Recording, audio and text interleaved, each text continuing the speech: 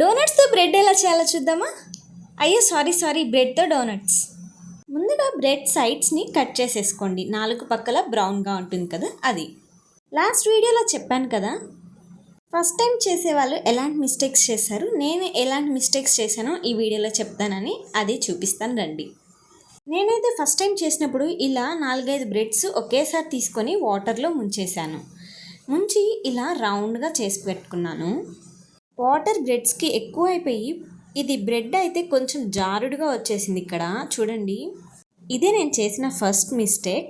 అలా చేయకుండా ఇలా ఒక్కొక్క బ్రెడ్ తీసుకొని ఇలా వాటర్ అంతా పిట్ చేసుకొని రౌండ్గా చేసుకొని వడ షేప్లో చేసుకోండి. ఒక బ్రెడ్తో చేస్తున్నాం కాబట్టి సైజ్ అయితే చిన్నగా వస్తుంది. దీనికి హోల్ పెట్టడానికి కూడా మనకి అతుక్కుంటూ ఉంటుంది చూడండి. ఇక్కడ అలా రాకుండా ఉండాలంటే లైట్గా వాటర్లో ఫింగర్ని అద్దుకొని హోల్ పెట్టుకుంటే మనకు కరెక్ట్గా వస్తుంది. చూడండి ఇక్కడ అన్నీ చేసుకొని పెట్టుకోండి. చూడండి, నేను పిండి అలా చేయడం వల్ల మనకి ఎలా వచ్చేసాయో అన్నీ. అయితే సెకండ్ టైం చేసింది. నేను చూపించిన విధంగా అన్నీ చిన్నగా చేసుకొని డీప్ ఫ్రైకి సరిపడా ఆయిల్ హీట్ చేసుకొని, ఆయిల్ హీట్ అయిన తర్వాత ఇందులోనే ఒక్కొక్కటిగా వేసుకోండి, ఫ్లేమ్ని మీడియంలో పెట్టుకొని.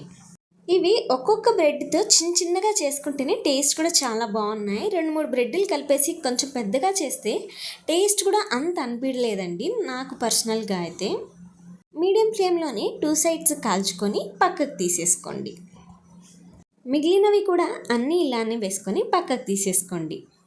తర్వాత అయితే చాక్లెట్ని డబుల్ బాయిలింగ్ మెథడ్లో మెల్ట్ చేసుకొని దీనిపైన కోట్ చేసుకోండి.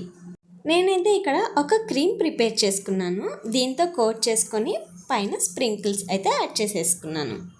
ఈ క్రీమ్ రెసిపీ కూడా ఎవరికన్నా కావాలంటే నేను పోస్ట్ చేస్తాను. ఛానల్ని సబ్స్క్రైబ్ చేసి పెట్టుకోండి, నోటిఫికేషన్స్ ఆన్ చేసుకోండి. నేను పోస్ట్ చేసినప్పుడు మీకైతే నోటిఫికేషన్ వస్తుంది. ఈ క్రీమ్ అయితే మీకు ఐస్ క్రీమ్స్లో కూడా యూస్ చేసుకోవచ్చు. అంతే అండి. నచ్చిందా? నచ్చితే లైక్ చేసి ఛానల్ని సబ్స్క్రైబ్ చేసుకోండి. Thank you for watching.